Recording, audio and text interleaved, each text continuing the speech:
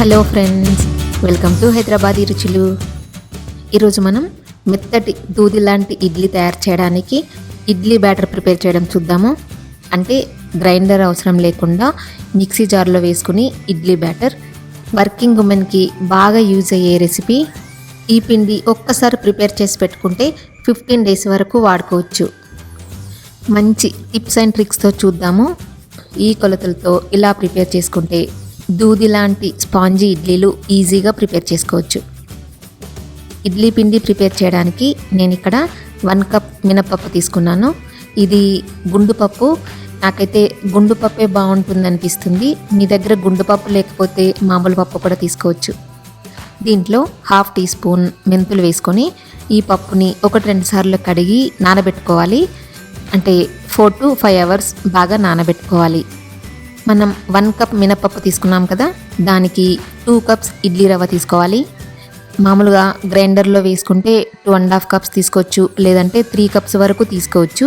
కాకపోతే మనం మిక్సీలో రుబ్బినప్పుడు 2 cups మాత్రమే తీసుకుంటే ఇడ్లీలు బాగా వస్తాయి. ఈ రవ్వని మనం పప్పు రుబ్బే ముందు 1 గంట ముందు నానబెట్టుకుంటే బాగుంటుంది. మీకు టైం లేదు అనుకుంటే అరగంట ముందు నానబెట్టుకున్నా పర్లేదు. ముందుగా ఈ రవ్వలో నీళ్లు పోసి ఒకసారి బాగా కడిగి, అంటే నీళ్లు పడేయకూడదు, ఒక 5 నిమిషాలు ఇలా పెట్టుకుంటే రవ్వ అడుక్కెళ్ళిపోతుంది. పైన పేరిన నీళ్లు పడేసేయాలి. ఇలా 2 సార్లు కడిగి ఈ రవ్వలో నీళ్లు పోసి పెట్టుకోవాలి. తర్వాత 1/2 కప్పు అటుకులు తీసుకున్నాను. అటుకులని కడిగి నానబెట్టుకోవాలి. అంటే మనం పిండి రుబ్బే ఒక అరగంట ముందు నానబెట్టుకుంటే సరిపోతుంది. అటుకులు వేసుకోవడం వల్ల ఇడ్లీలు చాలా స్మూత్గా వస్తాయి. 4-5 hours నానిన ఈ పప్పుని మిక్సీ జార్లో వేసుకోవాలి. ఆ పప్పుతో పాటు నానబెట్టిన అటుకులు కూడా వేసుకుని మూత పెట్టుకుని బాగా రుబ్బుకోవాలి. అంటే మధ్య మధ్యలో కావలసినన్ని వాటర్ వేసుకుంటూ బాగా మెత్తగా రుబ్బుకోవాలి. చాలామంది అనుకుంటారు, పర్లేదు రవ్వ గరుగుగానే ఉంటుంది కదా, పప్పు కూడా మరీ మెత్తగా రుబ్బాల్సిన అవసరం లేదు అనుకుంటారు. కాకపోతే పప్పుని మాత్రం చాలా మెత్తగా స్మూత్గా అయ్యేలాగా రుబ్బుకోవాలి. కనిపిస్తుంది కదా ఎంత స్మూత్గా ఉందో. ఇలా స్మూత్గా అయ్యేలాగా రుబ్బుకోవాలి. ఇప్పుడు నానబెట్టిన రవ్వని నీళ్లు పిండేసుకొని వేరే మిక్సింగ్ బౌల్లో వేసుకోవాలి.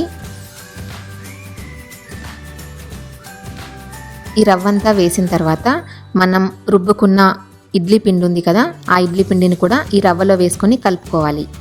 కొంచెం మిక్సీ జార్ని కూడా కడిగి కొన్ని నీళ్లు పోసుకోవాలి. అంటే మన కన్సిస్టెన్సీని బట్టి నీళ్లు పోసుకోవాలి. మరి లూజ్గా చేయాల్సిన అవసరం లేదు. మామూలుగా స్పూన్తో కాకుండా చేత్తోనే కలుపుకోవాలి. ఇలాగా బాగా కలుపుకోవాలి. చూడండి గిన్నెకి ఎంత తక్కువ ఉందో పిండి.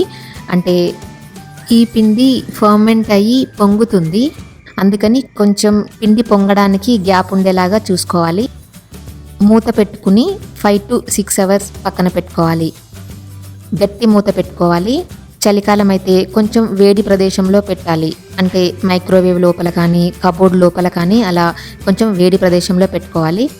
నేను నైట్ రుబ్బి పెట్టుకున్నాను. తెల్లవారేసరికి పిండి ఎలా పొంగుతుందో చూసారా. ఇప్పుడు దీన్ని బాగా కలుపుకోవాలి. మీరు వర్కింగ్ ఉమెన్ అయితే ఈ పిండిని ఒక్కసారి రుబ్బి పెట్టుకొని 15 days వరకు వాడుకోవచ్చు. అంటే ఫ్రిడ్జ్లో పెట్టుకొని వాడుకోవచ్చు. మీరు పిండి కలిపేటప్పుడు మొత్తం పిండిలో సాల్ట్ వేయకూడదు. మీకు ఎంత అవసరమో అంతే ఒక బౌల్లో తీసుకొని దాంట్లో కావలసిన సాల్ట్ వేసుకుని ఇడ్లీలు వేసుకోవాలి. ఈ పిండిని 8 కంటైనర్లో పెట్టుకుని ఫ్రిడ్జ్లో పెట్టుకుంటే మీరు 15 days వరకు కూడా వాడుకోవచ్చు. ఇప్పుడు ఇడ్లీ వేసుకుందాము.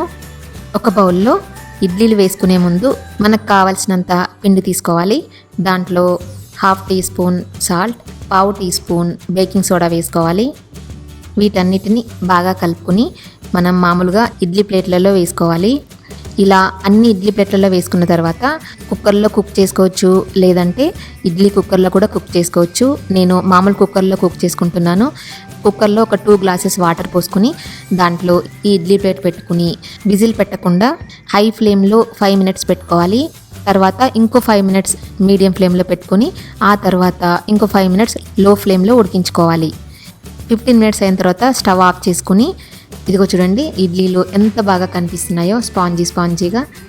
ఇప్పుడు ఇడ్లీ తీసి చూద్దాము.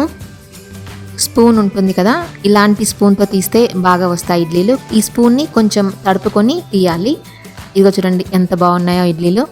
మీకు ఇడ్లీలు ప్లేట్లలోంచి సరిగ్గా ఊడి రావట్లేదు అనుకుంటే ఇడ్లీలు వేసే ముందు ప్లేట్కి కొంచెం ఆయిల్ రాసుకొని వేసుకుంటే ఇడ్లీలు ఇంకా బాగా వస్తాయి. వీటిని మీకు కావలసిన చట్నీతో కానీ సాంబార్తో కానీ సర్వ్ చేసుకోవచ్చు. ఈ టిప్స్ అండ్ ట్రిక్స్ మీకు నచ్చాయనే అనుకుంటున్నాను. ఇందులో మీకు నచ్చిన టిప్స్ ఏమైనా ఉంటే కింద కామెంట్స్తో నాతో షేర్ చేసుకోండి. లేదు నేను చెప్పనివి మీకు తెలిసిన కొత్త టిప్స్ ఏమైనా ఉంటే కూడా నాతో షేర్ చేసుకోండి.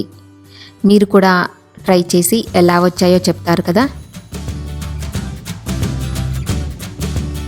ఈ వీడియో మీకు నచ్చినట్టయితే కింద లైక్ బటన్ కనిపిస్తుంది కదా, ప్రెస్ చేసి ఫ్రెండ్స్ అందరికీ షేర్ చేయండి. సజెషన్స్ ఏమైనా చెప్పాలనుకుంటే కింద కామెంట్ సెక్షన్లో కామెంట్ పెట్టండి. నా కొత్త వీడియో నోటిఫికేషన్స్ కోసం బెల్ బటన్ని క్లిక్ చేయడం అస్సలు మర్చిపోవద్దు. Thank you for watching.